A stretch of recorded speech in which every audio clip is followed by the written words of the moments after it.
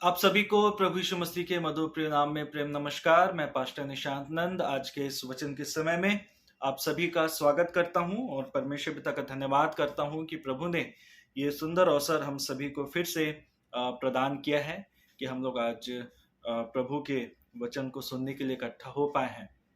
आप सभी से निवेदन है, इससे पहले कि हम लोग आज के वचन के समय में जाएं, आप सभी से निवेदन है कि आप मेरे चैनल को लाइक करें, सब्सक्राइब करें और जरूर शेयर करें अधिक से अधिक, ताकि अधिक से अधिक लोगों तक परमेश्वर का जो वचन है वो पहुंचने पाए। आज एक विषय के साथ मैं आपके सम्मुख उपस्थित हुआ हूं और बहुत ही महत्वपूर्ण विषय है प्रार्थना। प्रार्थना के संदर्भ में हम लोग बहुत सारी बातों को सीखते हैं, बहुत सारी बातों को जानते हैं और आज मैं भी प्रार्थना के संदर्भ में आप लोगों के साथ परमेश्वर के वचन को बांटना चाहता हूं। आइए ज्यादा देर ना करते हुए हम परमेश्वर के वचन में जाएंगे और जो हिस्सा वचन का लिया गया है आज के वचन संदेश से संबंधित लूका रचित सुसमाचार उसका 22वां अध्याय पद संख्या 39 से लेकर 46 तक। लूका 22 पद संख्या 39 से लेकर 46 तक। परमेश्वर वचन इस प्रकार यहाँ पे कहता है, तब वह बाहर निकलकर अपनी रीति के अनुसार जैतून के पहाड़ पर गया और चेले उसके पीछे हो लिए। उस जगह पर पहुंचकर उसने उनसे कहा, प्रार्थना करो कि तुम परीक्षा में ना पड़ो। और वह आप उनसे अलग एक ढेला फेंकने की दूरी पर गया और घुटने टेक कर प्रार्थना करने लगा, हे पिता, यदि तू चाहे तो इस कटोरे को मेरे पास से हटा ले, तो भी मेरी नहीं परंतु तेरी ही इच्छा पूरी हो। तब स्वर्ग से एक दूत उसको दिखाई दिया जो उसे सामर्थ्य देता था। वह अत्यंत संकट में व्याकुल होकर और भी हार्दिक वेदना से प्रार्थना करने लगा और उसका पसीना मानो लहू की बड़ी बड़ी बूंदों के समान भूमि पर गिर रहा था। तब वह प्रार्थना से उठा और अपने चेलों के पास आकर उन्हें उदासी के मारे सोता पाया और उनसे कहा, क्यों सोते हो? उठो, प्रार्थना करो कि परीक्षा में ना पड़ो। परमेश्वर अपने वचन के पढ़े और सुने जाने पर हम सभी को बहुतायत की आशीषें प्रदान करें। आइए छोटी सी हम प्रार्थना करें। हमारे त्रिएक अद्वैत परमेश्वर पिता, प्रभु यीशु मसीह के जीवते और सामर्थ्य नाम में इस वक्त आपके चरणों में कटाते हैं। आपसे विनती करते हैं प्यारे पिता, जो वचन आज पढ़ा गया है उस पर आप आशीष दें। जो संदेश आज हम सुनने जा रहे हैं, जो बातें आज आप हमसे करने जा रहे हैं प्यारे प्रभु जी, उन बातों को समझने के लिए प्रभु आप हमारी बुद्धि को खोलें, हमें ज्ञान और समझ दें, ताकि आपकी आवाज को प्रभु जी हम सब सुन पाए इस पूरे समय को। और जितने भी भाई और बहन, जवान, बच्चे, बड़े, बूढ़े, सब प्रभु जी इसको सुन रहे हैं प्यारे प्रभु जी, सब की बुद्धि को खोलें और सब से आपका वचन बातचीत करने पाए। यीशु मसीह के नाम से इस पूरे समय को आपके हाथ हम सौंपते हुए विनती यीशु के नाम से मांगते हैं, आमीन। परमेश्वर पिता का धन्यवाद है एक बार फिर से कि हम लोग जो है आज यहाँ पर बैठे हैं और आज प्रार्थना के संदर्भ में मैं आपसे बात करना चाहता हूं। जो प्रभु ने मुझे सिखाया है उन बातों को मैं आपके साथ बांटना चाहता हूं। और प्रार्थना जो है वो हम में से प्रत्येक के जीवन का एक बहुत बहुत बहुत महत्वपूर्ण हिस्सा है। हम सब विश्वासी हैं, प्रभु के पीछे चलने वाले लोग हैं और निश्चित तौर पर प्रार्थना करना जीवन का एक बहुत ही महत्वपूर्ण भाग है। और प्रभु यीशु मसीह भी जब इस पृथ्वी पर थे तो प्रार्थना जो है उनके जीवन का बहुत बहुत बहुमूल्य हिस्सा था। और आज हम प्रभु यीशु मसीह के जीवन के उस हिस्से से जहां पर वो प्रार्थना कर रहे हैं कुछ बातों को सीखने की कोशिश करेंगे। और लूका उसका 22 अध्याय पद 39 से लेकर 46 पद तक ये जो घटना पाई जाती है, ये मत्ती रचित सुसमाचार उसके 26वें अध्याय में और मरकुस उसके 14वें अध्याय में भी आप इसको पाएंगे। तीनों सुसमाचारों में ये जो घटना है वो सेम एक जैसी पाई जाती है। आइए हम लोग चलते हैं प्रार्थना के इस विषय की तरफ। यीशु मसीह की प्रार्थना, इसको सुसमाचारों में गतसमनी की प्रार्थना, मत्ती और मरकुस में, और लूका में जैतून पहाड़ पर प्रभु यीशु की प्रार्थना के रूप में हम लोग जानते हैं। और इस प्रभु यीशु मसीह की प्रार्थना से आज हम लोग 3 मुख्य बातों को सीखने की कोशिश करेंगे। पहली बात है, प्रार्थना एक स्वाभाविक व्यवहार है। प्रार्थना एक स्वाभाविक व्यवहार है। दूसरी बात हम लोग सीखेंगे कि प्रार्थना एक अत्यंत निकट और गहरा संबंध को दिखाता है, कि प्रार्थना एक अत्यंत निकट और गहरे संबंध को दिखाता है। और तीसरा, प्रार्थना अपना हित छोड़ना है। प्रार्थना का अर्थ है अपना हित छोड़ना। इन 3 बिंदुओं के आधार पर आइए हम लोग आज परमेश्वर के वचन को जानने और समझने की कोशिश करेंगे, जिसमें प्रभु जो है हमारी सहायता करे, प्रभु हमारी मदद करे। मेरे प्रियो, ये जो वचन के हिस्सा हम लोगों ने पढ़ा, लूका रचित सुसमाचार उसका 22वां अध्याय और पद 39 से लेकर 46 पद तक, ये एक महत्वपूर्ण समय था प्रभु यीशु मसीह के लिए कि वो प्रार्थना करने के लिए आते हैं। और जैसा कि हम लोग जानते हैं कि प्रभु यीशु मसीह इस वक्त जो थे वो एक बहुत ही महत्वपूर्ण कार्य को करने के लिए जा रहे थे। वो बलिदान होने के लिए जा रहे थे, हम सबके पापों के लिए मरने के लिए जा रहे थे, क्रूस पे चढ़ने के लिए जा रहे थे। और ये जो समय था उनके लिए बहुत ही चुनौतीपूर्ण था, और इसीलिए इस बहुमूल्य आज्ञा को पूरा करने के लिए, मुख्य कार्य को करने के लिए जब प्रभु यीशु मसीह जाते हैं, तो उससे पहले वो ये विचार करते हैं कि मैं अपने पिता से जाके बातें करूं। प्रार्थना, हम लोग जानते हैं कि प्रार्थना कोई रीति या विधि नहीं है, कोई नियम नहीं है, लेकिन ये परमेश्वर और आपके बीच में बातचीत करने का एक समय होता है, जिसमें आप प्रभु से कुछ बोलते हैं और प्रभु जो है वो आपसे बातें करते हैं। यहाँ पर हम लोगों ने 3 बातें जो मैंने बताई है, उसमें से आज पहली बात को इस समय देखेंगे कि पहली जो बात आज हम लोग सीखने जा रहे हैं कि प्रार्थना जो है वो एक स्वाभाविक व्यवहार है। प्रभु यीशु मसीह के जीवन में हम इस बात को देखते हैं। हर मनुष्य के जीवन में स्वाभाविक व्यवहार होता है। किसी न किसी रीति से आप और मैं जो है अपने व्यक्तित्व में कोई एक ऐसी चीज को करते हैं जो हमारे लिए स्वाभाविक रहता है। और ये बात हमारे लिए बहुत ही महत्वपूर्ण है, ये बात हमारे लिए सीखने वाली है, ये बात हमारे लिए जानने और समझने वाली है कि हर मनुष्य के जीवन में उसका एक स्वाभाविक व्यवहार रहता है, चाहे वो कार्य करने का तरीका हो, चाहे वो बातचीत करने का तरीका हो। और यही बात हम लोग यहाँ पर प्रभु यीशु मसीह के जीवन में भी देखते हैं। यहाँ पर लिखा हुआ 39 पद में, तब वह बाहर निकलकर अपनी रीति के अनुसार, वह बाहर निकलकर अपनी रीति के अनुसार क्या करने लगा? पहाड़ पर गया, जैतून के पहाड़ पर। ये जो जैतून का पहाड़ था, अक्सर प्रभु यीशु मसीह जो है यहाँ पर आते थे, है ना। और ये प्रभु यीशु मसीह का स्वभाव था कि वो रात कई रातें, हमेशा वो रात जो है प्रार्थना में बिताते थे। हम लोग इस बात को जानते हैं।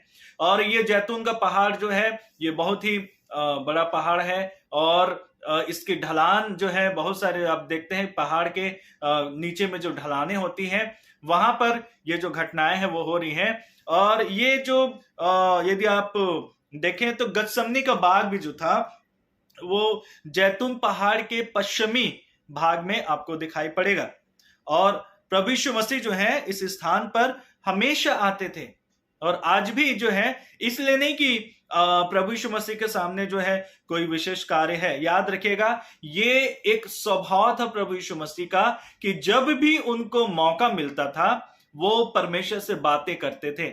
और आज भी उनको मौका मिला, हाँ, निश्चित तौर पर एक बहुत बड़ा कार्य वो करने जा रहे थे, लेकिन चूंकि सामान्य उनका व्यवहार था, वो प्रार्थना करने में समय बिताने के लिए यहाँ पर आए, है ना, प्रार्थना करने के लिए आए यहाँ पर। और आज हम इसी बात को देख रहे हैं कि ये जो स्वाभाविक व्यवहार है, ये जो आदत है, ये क्या है।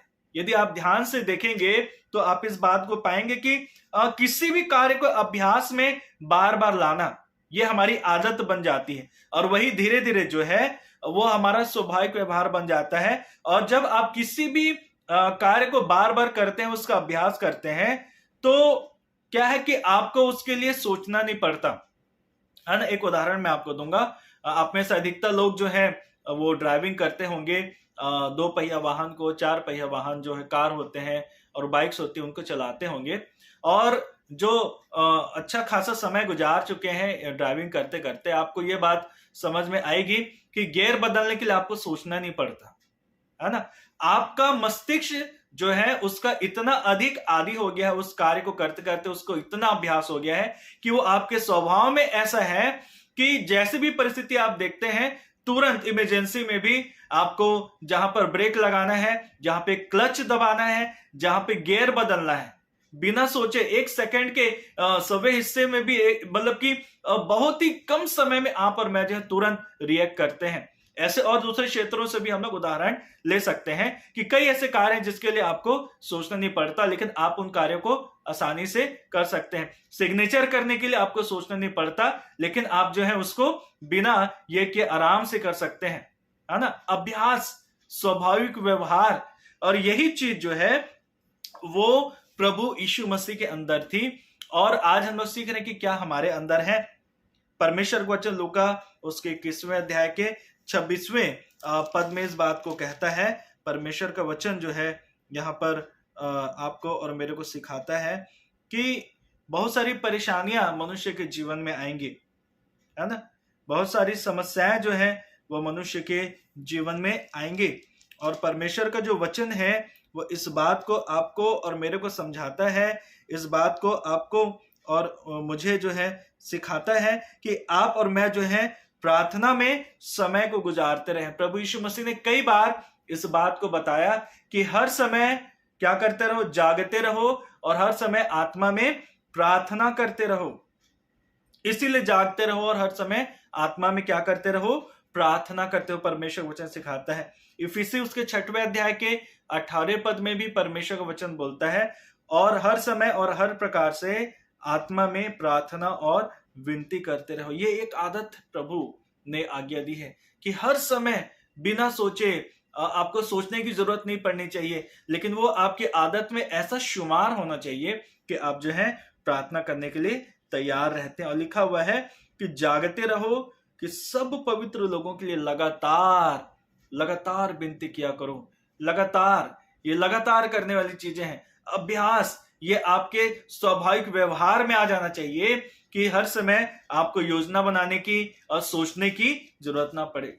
ये जो था एक स्वाभाविक व्यवहार था प्रभु यीशु मसीह का, वो प्रतिदिन इसको करते थे, और हमारा भी ये स्वाभाविक व्यवहार होना चाहिए। दूसरी जो बात आज हम लोग सीखने जा रहे हैं वो ये है कि प्रार्थना जो है वो अत्यधिक निकट और गहरा संबंध है। प्रार्थना जो है वो अत्यधिक निकट और गहरा संबंध को दिखाता है। यदि आप मरकुस रचित सुसमाचार को पढ़ेंगे, उसके 14 अध्याय के 33 और 34 पद को, तो वहां लिखा है, और वह पतरस और याकूब को और यूहन्ना को अपने साथ ले गया और बहुत ही अधीर और व्याकुल होने लगा, और उनसे कहा, मेरा मन बहुत उदास है, यहां तक कि मैं मरने पर हूं। बहुत ही उदास प्रभु यीशु मसीह वहां पर दिखाई पड़ रहे हैं। और आज हम लोग देख रहे हैं कि प्रार्थना क्या है, एक अत्यधिक निकट और गहरा संबंध है। प्रभु यीशु मसीह क्यों इतने अधीर थे, क्यों इतने व्याकुल थे? यदि आप ध्यान से देखेंगे और पढ़ेंगे तो आपको पता चलेगा कि प्रभु यीशु मसीह और पिता का संबंध ऐसा था, इतना गहरा था, इतना वो निकट संबंध में थे कि वो एक दूसरे से अलग रह ही नहीं सकते थे, है ना। और प्रभु यीशु मसीह को ये बात मालूम थी। मत्ती 27 उसके 46वें पद में जब आप देखेंगे तो वहां पर प्रभु यीशु मसीह इस बात को बोलते हैं, हे मेरे परमेश्वर, हे मेरे परमेश्वर, तूने मुझे क्यों छोड़ दिया। ये जो छोड़ने वाली बात थी, ये क्यों थी?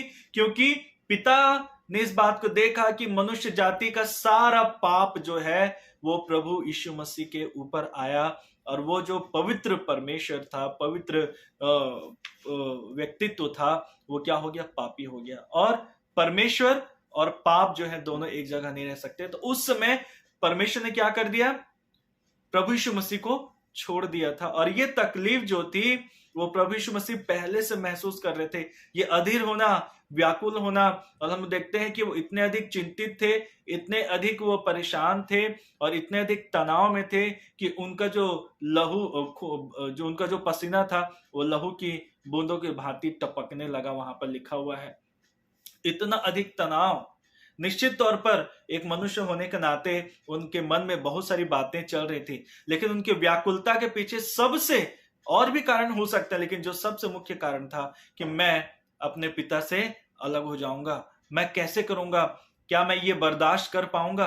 और प्रभु यीशु मसीह के लिए बर्दाश्त कर पाना बहुत कठिन था। व्याकुल थे वो। क्यों?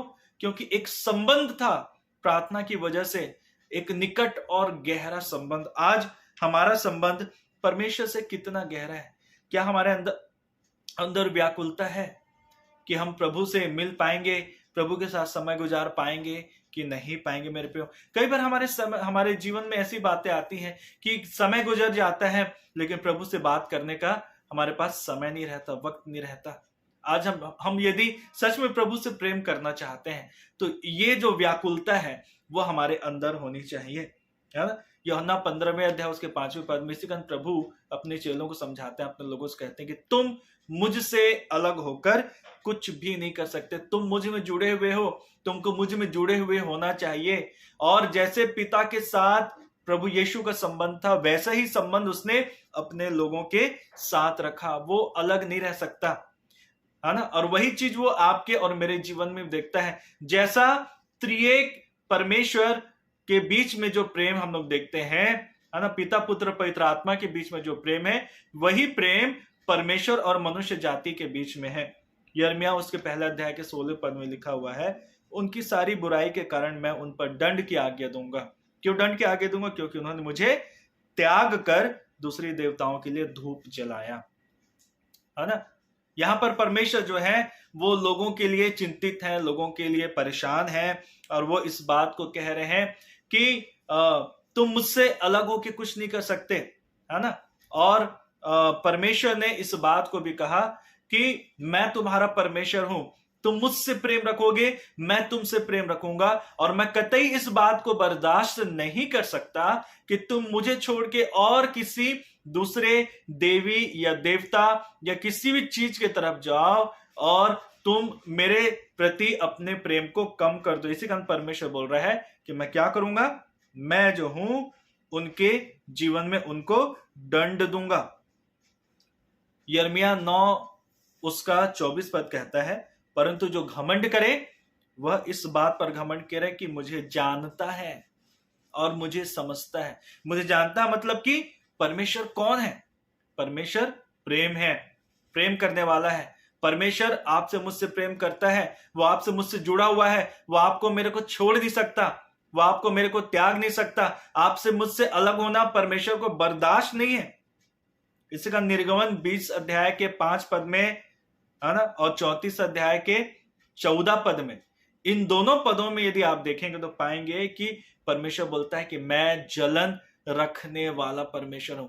यदि तुम मुझसे अलग होते हो तो मुझे जलन होता है ना। ये निकट संबंध को बताता है मेरे प्रियो कि हम कितने निकट हैं। साधारण सा उदाहरण यदि हम देखें तो मनुष्यों के बीच में भी एक रिश्ता ऐसा होता है कि दो व्यक्तियों के बीच में यदि प्रेम हो और एक व्यक्ति किसी दूसरे की तरफ ध्यान देने लगे तो साधारणतः एक मनुष्य जो है वो अंदर से एक जलन को महसूस करता है कि ये मेरे साथ क्यों नहीं बैठता, या ये अब मेरे साथ क्यों नहीं बैठती, मेरे साथ क्यों बातचीत नहीं करते। पहले तो हम इतने अच्छे एक साथ बैठ के बातचीत करते थे। यदि दो दोस्त हैं, कोई तीसरा दोस्त आ जाता है ना, तो दो जो पुराने दोस्त उनमें से एक के मन में जलन आना शुरू हो जाता है कि ये अब तीसरा आ गया है, शायद अब हमको अपने प्रेम को, अपनी संगति को, सहभागिता को बांटना पड़ेगा।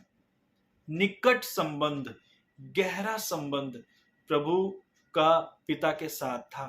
हम प्रार्थना से इस बात को सीख रहे हैं। क्या हमारा ऐसा संबंध हमारे प्रभु के साथ है कि हम व्याकुल हो जाते हैं? प्रभु बोलता है कि मैं मरने पर हूं। क्या हमारे मन से कभी ऐसी बात निकलती है कि यदि प्रभु से मैं अलग हो जाऊं तो शायद मैं मर जाऊंगा, अब मैं मरने वाला हूं, अब मैं बच नहीं पाऊंगा? ये एक संबंध को, निकट संबंध को बताता है मेरे प्रियो। क्या हम परमेश्वर के साथ एक निकट संबंध में हैं? दूसरी बात हम लोग यहाँ पर प्रभु यीशु मसीह के इस प्रार्थना के समय से सीखते हैं। तीसरी जो बात है, तीसरी जो मुख्य बात है, तीसरी और आखिरी बात जो मैं आपके सम्मुख रखूंगा कि प्रार्थना अपना हित छोड़ना है ना। प्रार्थना अपना हित छोड़ना है।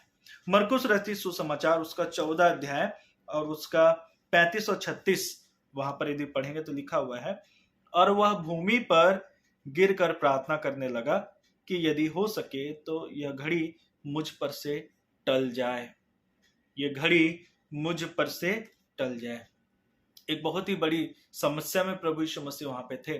मनुष्य होने के नाते हो सकता है उनके अंदर संकोच रहा हो सकता है कि मनुष्य होने के नाते यदि पूर्ण मनुष्य थे, पूर्ण परमेश्वर थे, प्रभु यीशु मसीह पूर्ण मनुष्य भी थे, और पूर्ण मनुष्य होने के नाते शैतान उनके सामने इस वक्त ये कोशिश कर रहा था कि ये जो बलिदान का कार्य है मानव जाति के लिए, प्रभु यीशु मसीह के मरने का जो समय है उसको किसी रीति से टाल दे और मनुष्य को उद्धार टल जाए।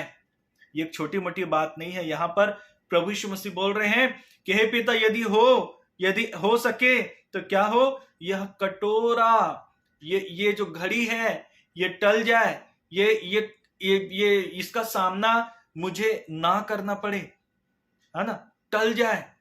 मतलब कि कहने वाली बात है कि हे परमेश्वर, ये ऐसा लग रहा है कि प्रभु बोल रहे हैं कि प्रभु इसको टाल दीजिए, मैं नहीं इसका सामना कर पा रहा हूं।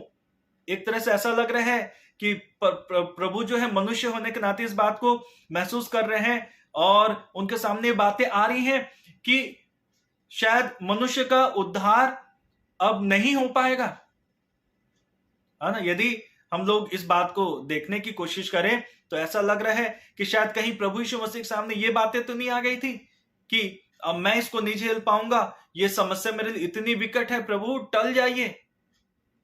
टलने के मतलब जो है कि अब मैं इसका सामना नहीं करना चाहता।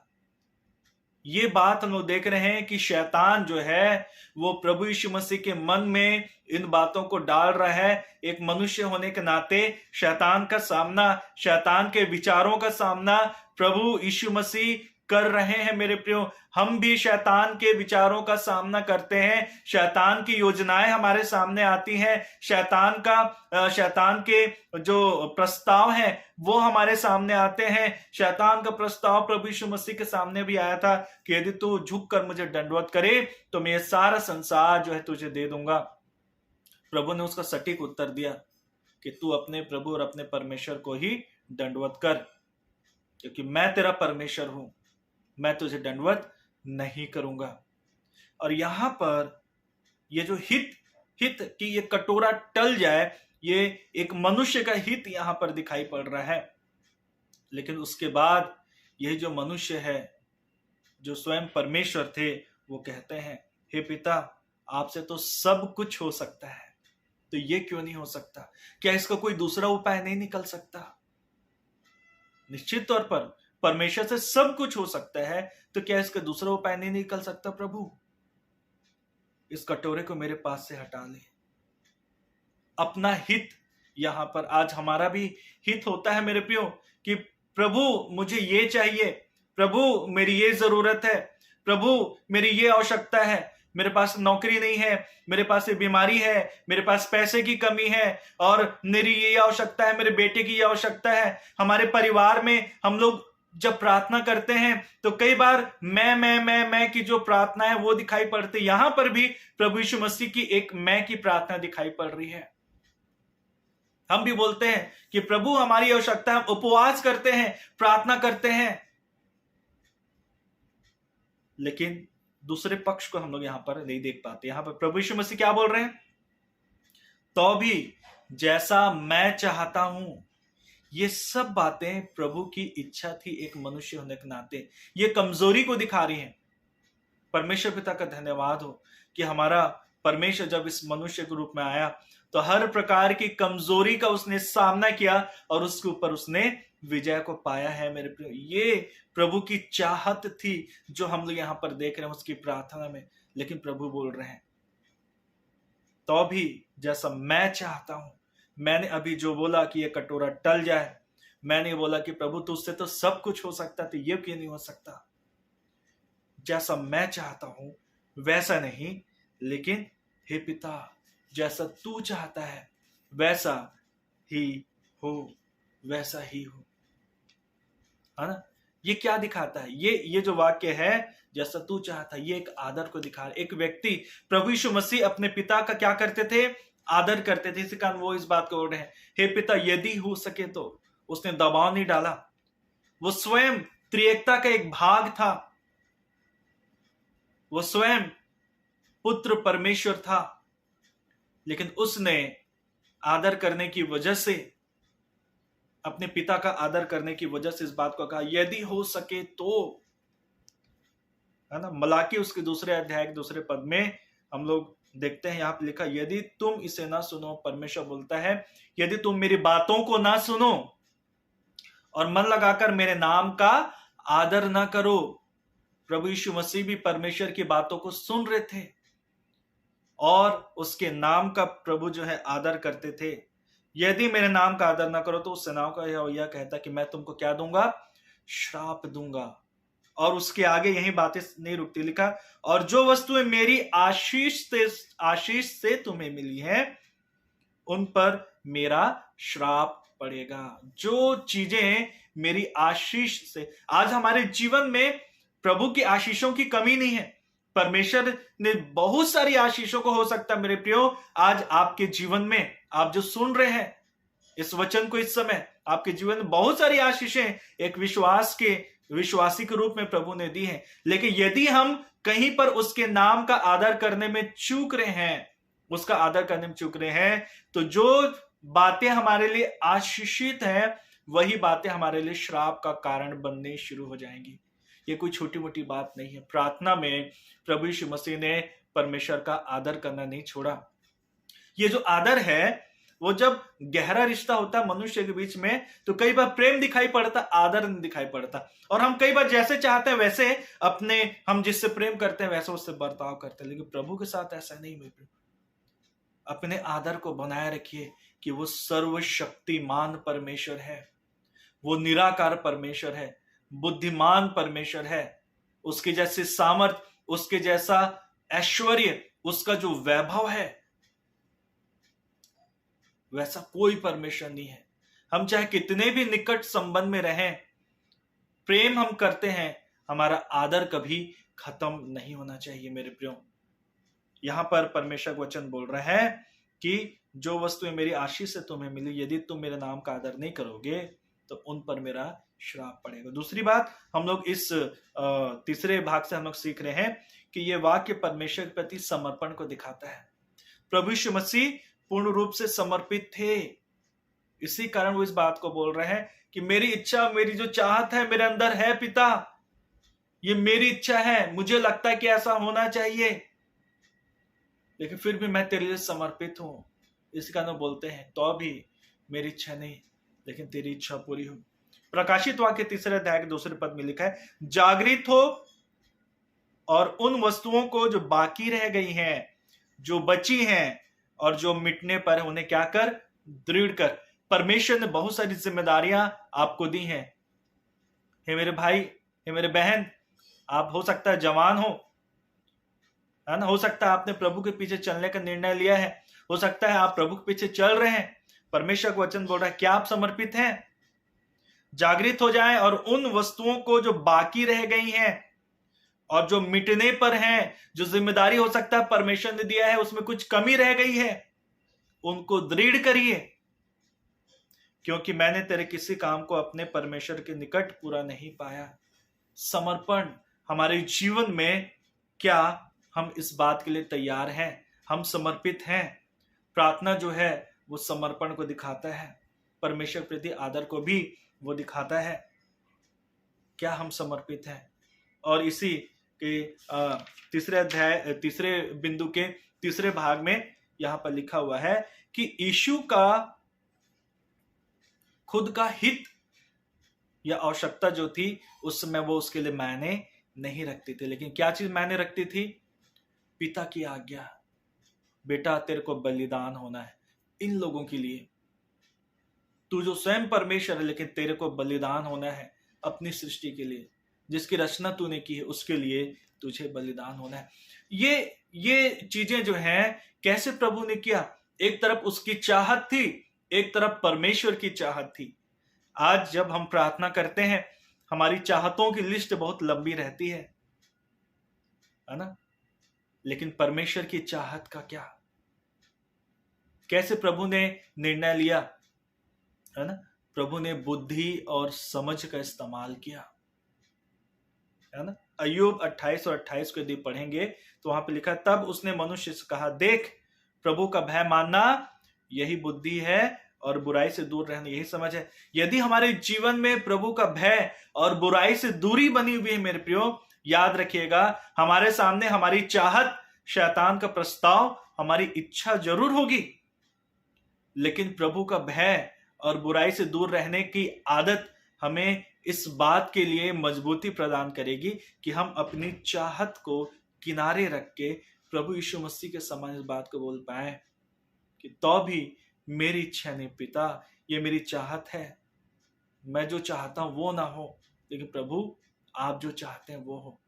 कई बार मेरे प्रियो हम परमेश्वर से प्रार्थना करते हैं, मेरी ये आवश्यकता है प्रभु, लेकिन प्रार्थना का जो दूसरा भाग है जहां पर परमेश्वर हमसे बातचीत करता है, उसको हम डिले कर देते हैं, उसको हम छोड़ देते हैं। क्या प्रार्थना में हम परमेश्वर की आवाज को सुनने में समय बिताते हैं?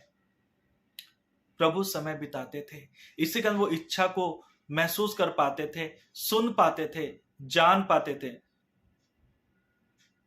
आज हमारा क्या? प्रार्थना तब तक अधूरी है जब तक हम सिर्फ अपनी बात को, अपनी चाहत को परमेश्वर के सामने रख रहे हैं, और यदि परमेश्वर की चाहत हमारे सामने प्रकट नहीं हो पा रही है, हमारी कोई भी प्रार्थना जो है वो सुनी नहीं जाएगी। हमारा जो हित है वो अपरिपक्व मसीहियत को, विश्वास की दशा को दिखाता है, लेकिन परमेश्वर की चाहत को प्राप्त कर लेना ये एक परिपक्व जीवन को, मसीही जीवन को दिखाता है। मेरे प्रियो, आज आप और मैं कहां पर हैं? आज आप और मैं जो है कहां पर हैं? हमारी चाहत क्या है और हमारा जो प्रार्थना को लेके जो नजरिया है वो क्या है? आइए मैं आप लोगों को सम्मुख पढ़ूंगा फिलिप्पी 2 अध्याय और उसका 3 पद से।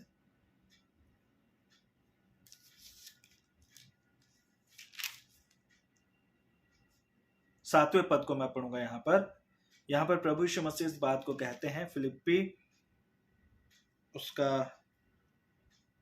दूसरा अध्याय और उसके 3 पद से लिखा हुआ है, विरोध या झूठी बड़ाई के लिए कुछ न करो, परंतु दीनता से एक दूसरे को अपने से अच्छा समझो। अपना हित छोड़ के दूसरों को अच्छा समझना, हर एक अपनी हित की नहीं। यहाँ पर प्रभु ने अपनी हित की चिंता नहीं की, लेकिन दूसरों की हित की चिंता करे। क्या था प्रभु? है ना, परमेश्वर था, परमेश्वर के स्वरूप में होकर भी उसने आपको परमेश्वर के तुल्य, उसने इस बात को अपने वश में रखने की वस्तु ना समझा। 3 से 11 को यदि आप पढ़ेंगे तो इस बात को पाएंगे कि हित क्या था प्रभु का और वो क्या बन गया। सो मेरे प्रियो, प्रभु हमारी सहायता करे। आज हमने 3 बातों को सीखा प्रभु यीशु मसीह की प्रार्थना से, कि प्रार्थना एक स्वाभाविक व्यवहार है, प्रार्थना एक अत्यधिक निकट और गहरा संबंध को दिखाता है, और प्रार्थना अपने हित को छोड़ना है। प्रभु इन 3 बिंदुओं से हमसे बातचीत करें कि प्रार्थना को लेकर आज हमारी मानसिकता क्या है। परमेश्वर आज के इस वचन के समय से हम सबको बहुत आयत की आशीष प्रदान करें। आइए छोटी सी प्रार्थना करें।